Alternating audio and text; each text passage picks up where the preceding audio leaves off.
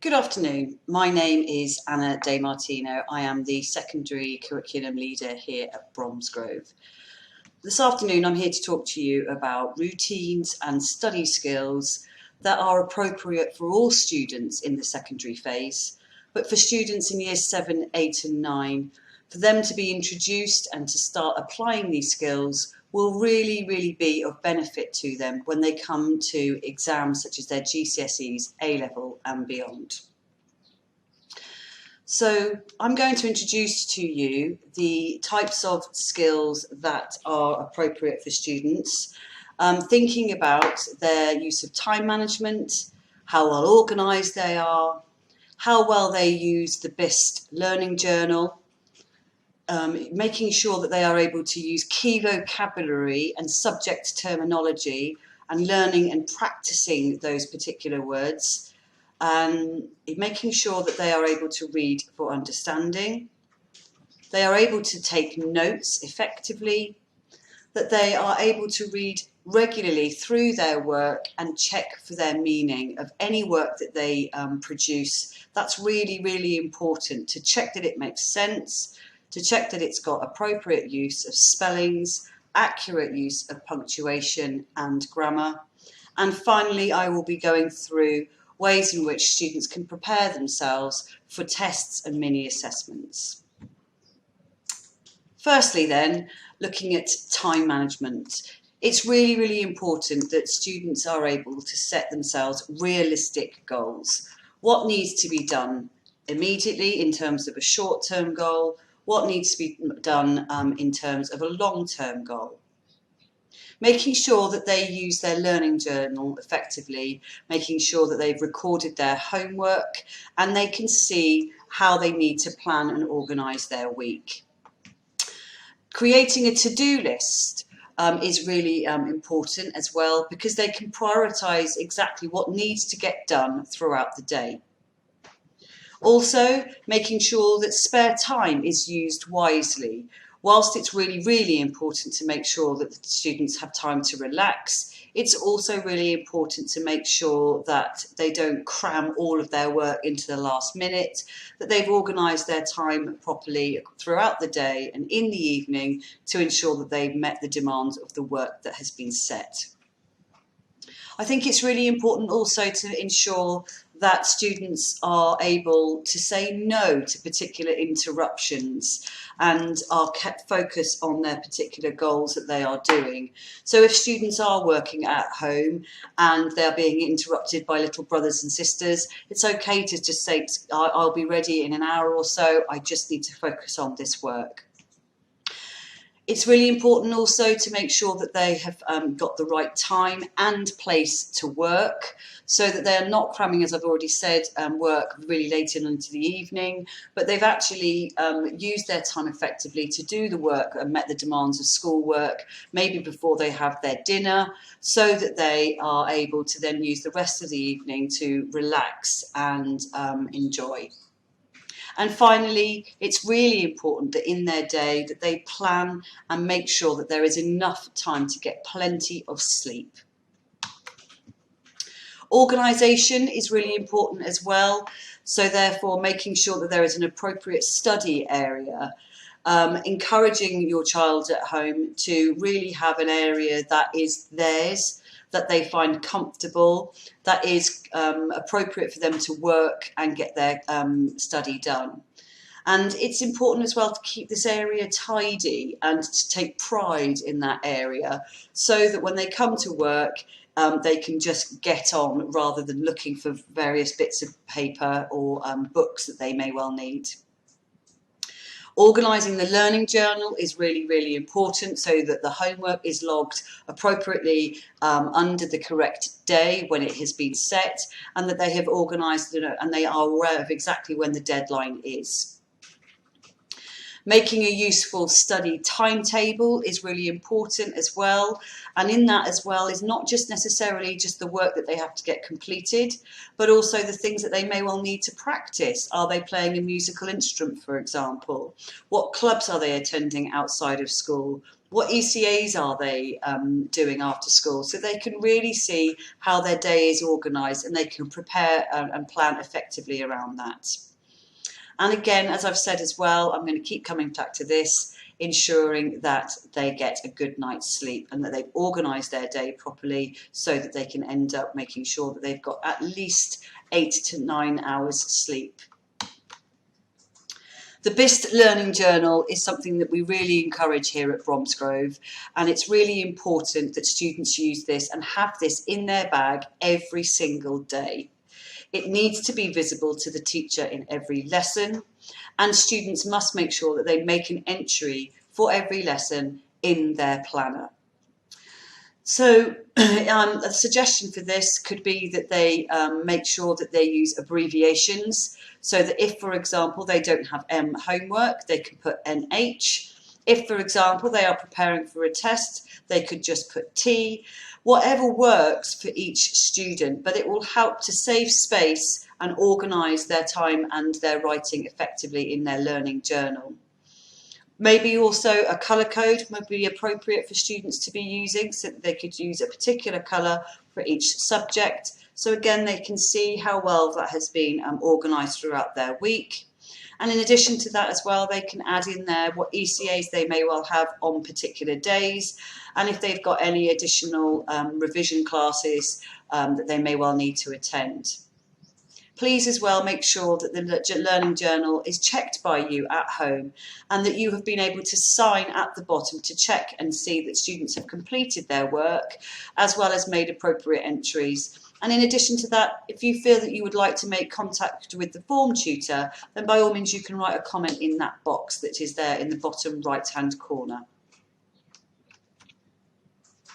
Learning new vocabulary is really important, and so that students learn particular vocabulary for subjects, as well as learning English as a new language, that students are developing their vocabulary so that they can apply it to everyday talk. A suggestion may well be that students could bring their own individual notebook so that they could write down any new words that they learn in their lessons. And in this notebook, they could maybe use a page for different subjects. On that page, they could then create their own list of new words that they have been taught during the day or during that week. And even at home, they could create their own flashcards, whereby they have the new word that they have, and on the back they are able to write out the definition and its meaning. It's really important that, as well as recording what these words are and learning what they mean, it's important that students believe and start to use them in their own sentences, so that for their homework and in their lessons, they are really trying to apply this new language and build up sentences using the vocabulary. Use your notebook to help you check that you've used this particular vocabulary for homework as well. So if, for example, in a science lesson, they've used new terminology, then really try to apply that to the task that has been set. Reading for understanding. It's really important, and we really encourage this here at Bromsgrove, for students to read around their subject. So to go home and think about, if they don't necessarily have homework to do, to think about the topic that they are studying in class and think about how they could be reading around it. If they've been given a particular text to read, then for them to think about who wrote it and why. What's the purpose of the text? Has the text been influenced by the writer's opinion, and what does that make the reader feel? Students need to start thinking about the tone, so in terms of the mood that is being portrayed within the text. Is it sad? Is it dramatic? Is it sarcastic? And how is this tone influencing the reader? What do students already know about this topic, and what other information can they link to it so that they can really build up a much deeper understanding so that they can apply it in everyday lessons and at home. Note-taking is a really important skill, and something that, again, that we really encourage here at Bromsgrove. And again, this is something that students can use by bringing, that students can apply by bringing in a notebook and taking notes during a lesson. It's important that students don't write down every single word that the teacher says, but they just record the major information, the major facts that have been delivered. It's really make sure that students are able to clearly space out their notes, that it's clear and that it makes sense. They could possibly use coloured pens and pictures to summarise main ideas.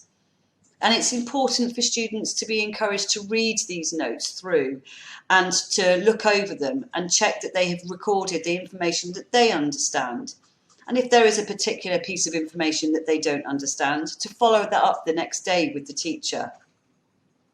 Again, practicing reading these aloud at home, possibly with a parent or sibling, or even going over them with a classmate. Then to develop this further, you could be testing your child at home on the notes that they have taken to really help deepen the understanding. I really encourage this, particularly as an English specialist, but this is really, really important for students to get into a really good habit whenever they've done any written work, to read through and proofread what they have done, and if necessary, use the editing code at the front of their planners to go through and make corrections to their writing. So once a student has completed a task at home or in school, it's really important that they read back through it and check that they've applied and answered the question that has been set. What are the key words or main ideas that they have been asked to focus on? Does the response, does the writing do this? Get your child and encourage them at school to read through and that they have addressed the keywords and ideas in the question. Going back to the use of vocabulary, are there any new words that they could possibly try to apply? Is it really important for them to use specific subject terminology? I'm guessing it will be, and that's what teachers are looking for, to see that the students are developing their use of language around the subject. At the front of the planner, there is the editing code. And it's really important that students go through and use this and identify whether or not they need to correct any spellings, look and see whether or not they've missed anything out and add those words or possibly a sentence in. If there is a big chunk of writing, can they organise it into separate paragraphs? Obviously, lots of our students have got English as a second language, so we really do encourage students to check for their grammar and make sure that the sentences do make sense. I'm thinking about accurate punctuation as well, making sure that sentences start appropriately with capital letters and end with a full stop. In addition, that commas are used effectively to separate the clauses, as well as using question marks and exclamation marks where necessary at the end of a sentence. Finally, looking at the study skill of preparing for particular tests and assessments. Students will get this all the way through their learning journey here at Bromsgrove, from year 7 all the way through to year 13. And it's an important part of the process for teachers to see where students are and evaluate how much they have learned. But it's really important that students understand that they don't need to panic. It is just a test, and they should be trying to see it as a learning opportunity so that they can build on what they know and improve. It's very easy within a test to think that, for students to become quite competitive and to try to think that they need to do better than somebody else. But it's really important for students to be honest about the knowledge that they know and to think about what they need to apply in a particular test. And if they don't know it, that's okay, but it's important for the teacher to be able to know what they know and what they don't know in order to help them improve. Applying all of the skills that I've just explained in this presentation, thinking about making sure that students have prepared effectively for their assessment or test and really thought about the time and what they need to apply. Not rushing it the night before a test, but really thinking that they've prepared enough time to really think about the skills that they need to apply. Within a test or an assessment, it's really important that students take pride in their work, and in the assessment it is neat and it is tidy, because what they present on a page is a reflection on them as a learner. And most importantly, preparing for a test, students need to be confident, because they are going in, the teacher has only set the test or a mini assessment because it's at the end of a module. So students do know things, so therefore they should be confident in their knowledge and apply what they know. It's a chance for them to show off. So to end this presentation, I have just put in a few links there for you at home to look at, to help support your child with specific study skills. They cover time management, organisation, learning new vocabulary, and reading for understanding. And as I said at the beginning, it's really important that students in years 7, 8 and 9 really do start to practice these study skills, because it really, really will help students when they come to meet the demands of GCSE and beyond. By all means, if you would like to contact me at the school or Miss Hardy, then please do so. Many thanks for your time.